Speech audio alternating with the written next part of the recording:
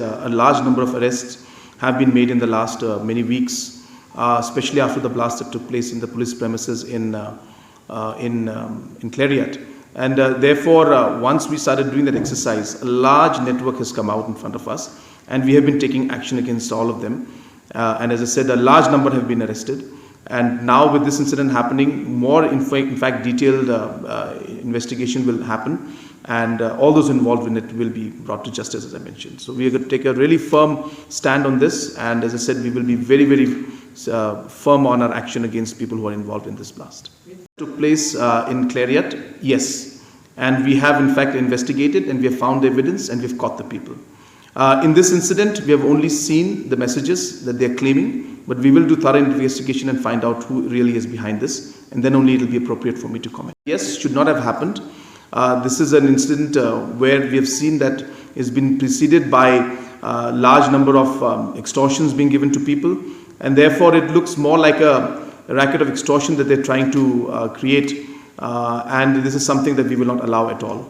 So therefore, there are a few people who are trying to do this, but I want to assure the citizens of our state that we will, as a government and as a police, we will take firm action and will ensure that the safety of our people and the citizens of our state.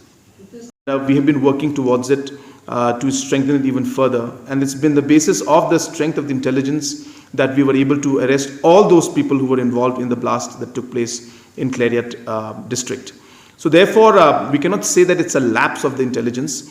Of course, there are situations which should not have happened, but our intelligence section is working very hard, and a lot of information is there with us, and a lot of actions will be taken and are being taken, which I cannot share with you right now. But absolutely not. Our team is working very hard, and we will get down to the crux of this issue. So the incident has happened. It should not have happened.